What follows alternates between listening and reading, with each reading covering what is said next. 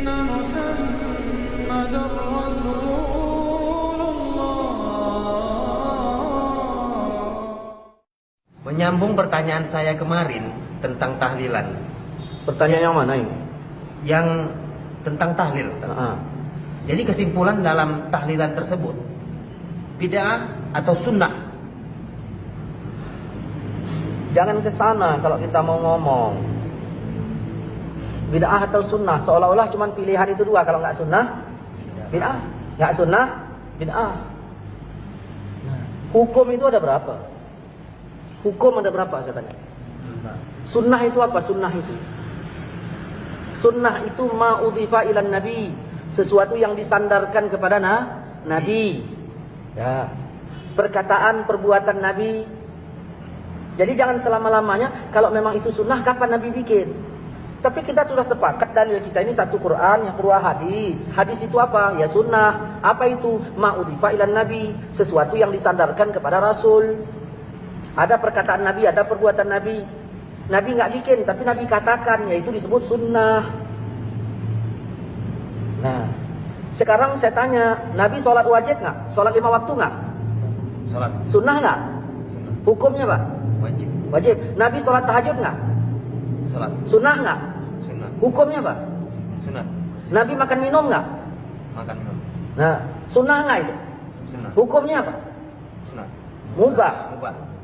Nah, Nabi istrinya berapa? Kata Allah berapa bolehnya? 4. Nabi istrinya berapa? 4. Ini nanya yang nggak jelas. Nabi istrinya berapa? Lebih nggak dari 4? Lebih.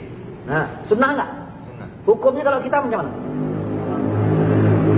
Maka ditanya itu hukumnya. Hukumnya bagaimana? Kita udah bagi kemarin antara kenduri, sudah kita bahas, dengan apa namanya, berdoa membaca Quran. Hukumnya itu apa? Allah menyuruh baca Quran, umum kalimatnya. Yasin Quran nggak? Quran. Ketika Allah menyuruh kita membaca Quran, berarti kan dari suruh kita baca Quran. Waktunya ada nggak dari Allah dan tempatnya? Udah kita bahas itu. Jadi jangan berulang-ulang. Hukumnya. Nah, Allah udah suruh kita baca Quran. Nah, di dalam tahlil itu kan baca Yasin. Quran nggak Yasin itu? Quran. Oke. Kemudian ada nggak waktu dari Allah untuk membacanya? Tidak. Berarti kan kita yang memanagenya. Waktunya. Nah, udah, terus kita baca, udah kita bahas dalam beberapa acara kita. Udah kita bahas. Nah, jangan itu pertanyaan diulang-ulang lagi. Udah jelas itu. Nah, kembalikan kepada hukumnya. Wajib nggak tahlil? Kalau wajib berarti yang nggak tahlil dosa. Haram nggak tahlil? Kalau haram berarti yang tahlil dosa. Kan Allah udah bilang dalam surah An-Nahl ayat 116, jangan kau katakan sesuka lidahmu secara dusta.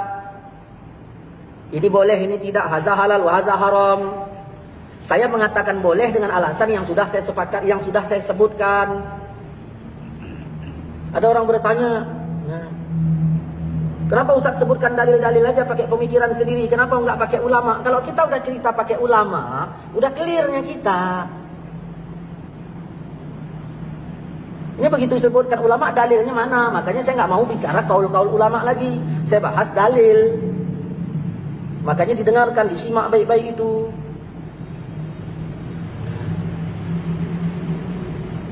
Jadi kita baca baca Pak Yasin. Yang nyuruh baca Yasin siapa? Nyuruh baca Al-Quran. Yang nyuruh baca Quran itu ya adalah Allah. Nabi juga nyuruh kita baca. Begitu disebut kalau misalnya Nabi nyuruh baca, kalau Allah nyuruh baca, berarti ya bebas kita bacanya. Diperkirakanlah itu tempat baik untuk dibaca atau tidak. Jadi hukum itu dikemanakan? Ada 5, wajib, sunat, mubah, makruh, haram. Kalau tidak wajib, apakah berarti udah haram? Jangan dulu haram yang kemari. Wajib dulu, baru sunat, baru mubah, baru makruh, baru haram. Nah, tahlil itu kita tanya mau kemana? Kita bawa hukumnya. Kemana? Jangan tanya sunnah atau bid'ah. Berarti kalau nggak sunnah berarti bid'ah. Tidak begitu. Allah pun bilang, "Wa man lam yahkum bima anzalallah Siapa yang tidak menghukumkan seperti hukum Allah, berarti hukum. Karena kalau ditanya sunnah itu ada takluk beberapa hukum. Banyak yang sunnah ini hukumnya nggak jatuh wajib semua. Begitu. Ketika Allah menyuruh, tidaklah langsung menjadi wajib. Ada kalanya Allah menyuruh itu langsung kepada sunat. Seperti wa minal laili, di sebagian malam, fatahajjat, hendaklah kalian tahajud. Tahajud, perintah itu kan? Perintah. Hukumnya apa? Apa wajib? Begitu. Saya maaf ya, bahasa kasarnya nih. Jangan bikin pertanyaan tolol kayak gitu.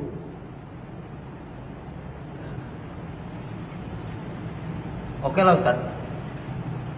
Ada satu pertanyaan lagi. Kalaulah boleh membaca Quran di tempat orang meninggal itu, apa manfaatnya Ustaz? Ini pendapat, nanya pendapat saya, apa nanya keterangan? Begini, dah, ya. Namamu siapa? Adi. Adi. Dah, orang tua Adi meninggal.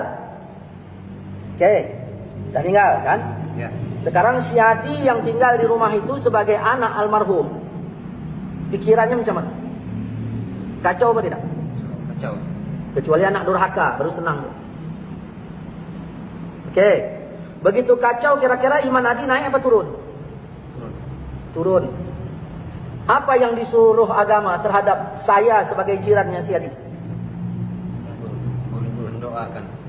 Menghiburnya, menghibur si Adi. Tujuannya untuk apa? Tujuan hibur itu.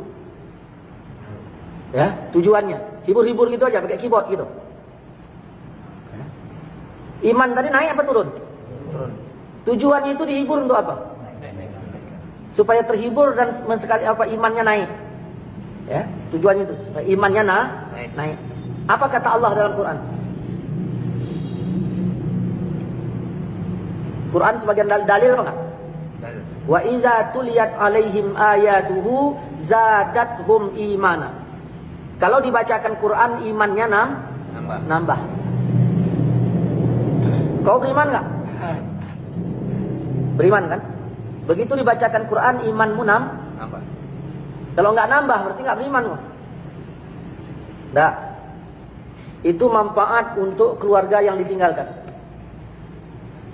Nah, timbul pertanyaan, boleh enggak baca Quran di tempat orang meninggal? Itu pertanyaannya. Nah, jangan kau katakan sesuka lidahmu secara dusta, ini boleh, ini enggak. Ada orang bilang enggak boleh, ya tanyalah alasannya apa. Saya bilang boleh, alasan saya apa? Kan Nabi udah bilang, iza hadartum, kalau kamu hadir ke tempat orang sakit atau mayit, ke tempat orang meninggal, ucapkan perkataan yang baik. Siapa yang bilang itu? Hadirlah saya ke tempat si Adi. Orang tua Adi meninggal. Rasul nyuruh apa? Ucapkan perkataan yang baik. Dah, datanglah saya. Assalamualaikum di. Waalaikumsalam. Kenapa ya orang tua kita ini meninggal segala macam? Baik enggak? Ngomong saya itu baik enggak? Kata Nabi, sebaik-baik perkataan adalah Quran. Berarti membaca Quran macam mana? Lebih baik. Jelas kan? Berarti membaca Quran lebih baik. Tapi ini nggak lakukan sekarang menyelisih apa enggak? Kalau saya baca Quran di situ, yang saya selisihi ayatkah mana ayatnya? Nabi kah mana hadis yang saya selisihi? Baru dikatakan berselisih apabila ada Nabi bilang jangan, lalu saya baca, di situ berselisih namanya. Bacanya rame-rame. Apa? Berarti babnya bab rame-rame bacanya, baca berjamaah masalahnya. Nanti kita bahas tentang masalah baca berame-rame. Jangan diaduk-aduk masalahnya. Berarti katakanlah Ustaz, saya setuju tahlilan, tapi yang penting bacanya satu orang. Kan enak. Ini enggak, memang tahlilan bid'ah, pernah dibikin siapa? Ini. Datanglah saya tadi. Saya bacalah Al-Quran. Kenapa? Karena sebaik-baik perkataan adalah Al-Quran. Saya baca di situ. 2. Yang ketiga, kalaulah saya ngomong-ngomong yang baik bersama si Adi. Nah, tadi tak masalah kan? Ya. Tiba-tiba ada orang lain datang, Ustaz kirim salam lah Mas Yadi. Nah, lalu saya bilang, Assalamualaikum di, Waalaikumsalam. Pak Tanjung kirim salam sama kau. Oh, ya udah, tanyanya macam mana kabarmu? Nah, kata-kata macam mana kabarmu itu bahasa saya apa bahasa Pak Tanjung? Bahasa Pak Tanjung, karena dia suruh nanya. Boleh nggak saya bawa bahasa Pak Tanjung ke rumahmu? Boleh. Kalau bahasa Pak Tanjung boleh saya bawa, kenapa bahasa Allah kau larang? Dah.